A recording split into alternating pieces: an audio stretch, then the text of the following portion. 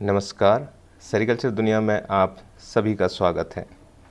वैसे मेरी शक्ल आज नहीं दिखाई दे रही है, लेकिन आप हो सकता है मेरी आवाज़ से ही मुझे पहचान गए होंगे कि मैं सेरिकल्चर दुनिया में आपको अक्सर मिलता रहता हूं। और आज हम बात करने जा रहे हैं, आप स्क्रीन पर देख रहे हैं एक उपकरण सा दिखाई दे रहा है जिस पर wet and dry bulb hygrometer लिखा हुआ है। इसे wet and dry bulb thermometer भी कहते हैं या फिर dry and wet bulb thermometer भी कहते हैं। तो ये चीज़ से वो सभी लोग वाकिफ़ होंगे जितने स्किल्ड और प्रोफेशनल्स सेरिकल्चर का काम कर रहे हैं, जो कि रेशम कीट पालन का काम कर रहे हैं। उन्हें इसकी बहुत ज़रूरत पड़ती है और आज हम इस पर ये बात करने वाले हैं कि एक तो हम इसके बारे में जानेंगे कि ये क्या है और क्या करता है और इसे कैसे हम ऑपरेट करते हैं। मेरे साथी जो सभी सुन रहे हैं वे देखें कि स्क्रीन पे जो ये wet and dry bulb hygrometer लिखा हुआ है और आप लोग इसे यूज करते हैं। हम लोग इसे इसलिए यूज करते हैं कि एक तो इससे, जैसे थर्मामीटर अगर नाम है, तो थर्मोमीटर जब हम कह रहे हैं तो थर्मोमीटर का मतलब है कि भाई टेम्परेचर जो नापता है, जो तापमान नापता है। और वहीं पर इसको हाइग्रोमीटर भी कहा जा रहा है। हाइग्रोमीटर का मतलब है कि जो आर्द्रता को नाप रहा है। ठीक है।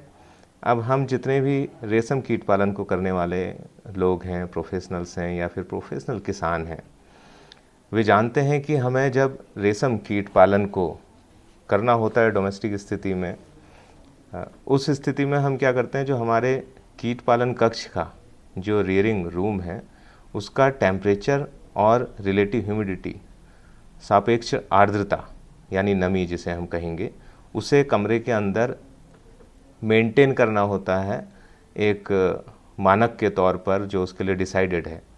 जैसे कि मैं बताना चाहूँगा कि जब हमारी कीड़े की जब पहली अवस्था होती है, जब हम शुरुआत में अंडे से कीड़ा निकलता है और निकल के जो पहली स्टेज तक होता है, तो उस समय हमें ज़रूरी होता है कि हम 27 से 28 डिग्री टेम्परेचर कमरे के भीतर का, जिसमें कीट पालन हो रहा है, उसको मेंटेन करके रखें।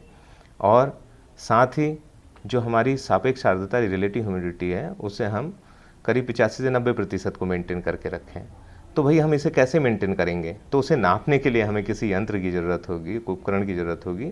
तो वो यही काम कर रहा है, wet and dry bulb thermometer hygrometer या फिर dry and wet bulb thermometer hygrometer. अब आप इसे देख रहे हैं सामने स्क्रीन पर, तो देखेंगे कि ये इसमें जितने भी लोगों ने देखा है उसे, तो आप देखेंगे कि इसमें 2 प्रकार के थर्मोमीटर लगे हुए हैं।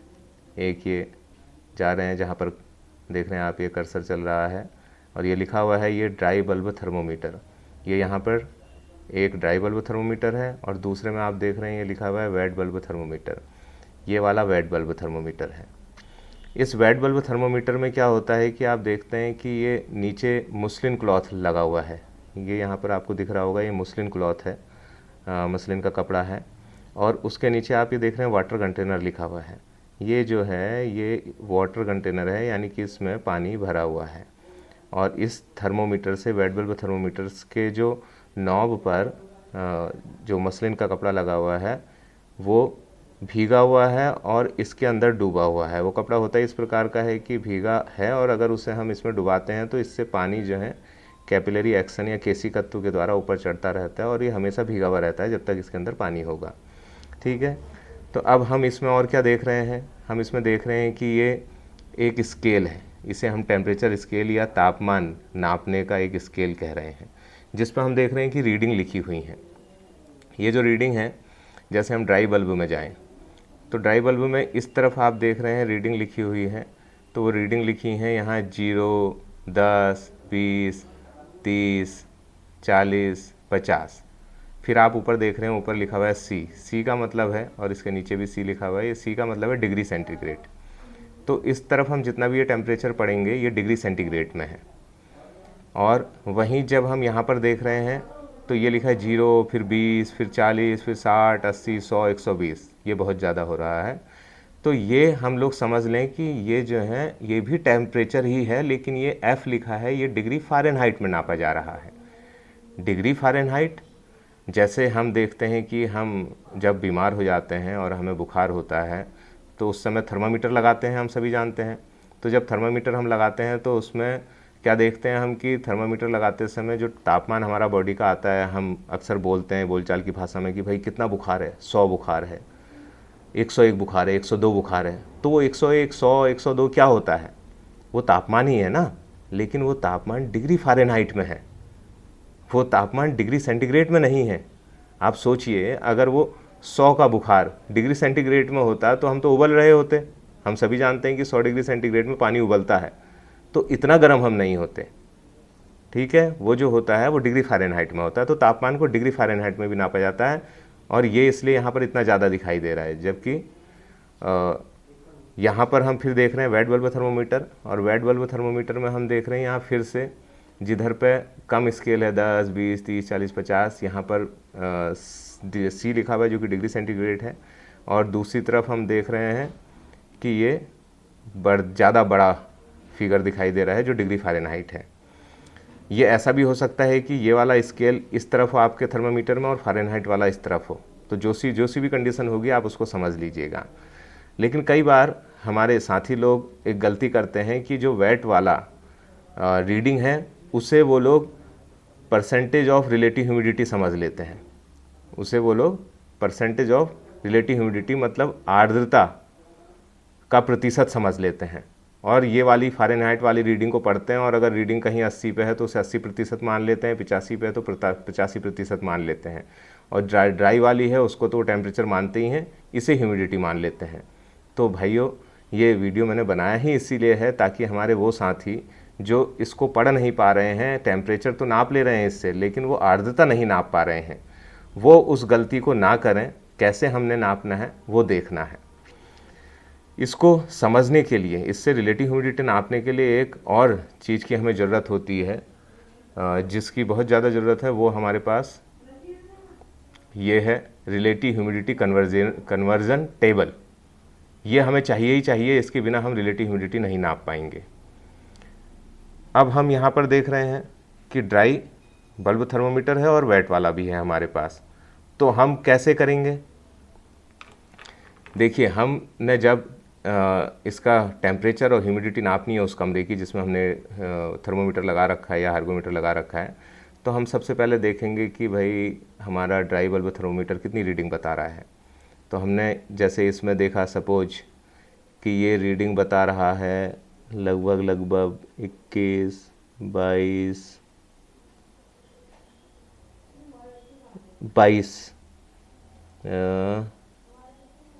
23, ये हमारी ड्राई बल्ब की सपोज 23 डिग्री सेंटीग्रेड की रीडिंग बता रहा है। ठीक है, तो जो 23 डिग्री सेंटीग्रेड है वो तो हमारा टेम्परेचर हो गया उस कमरे का।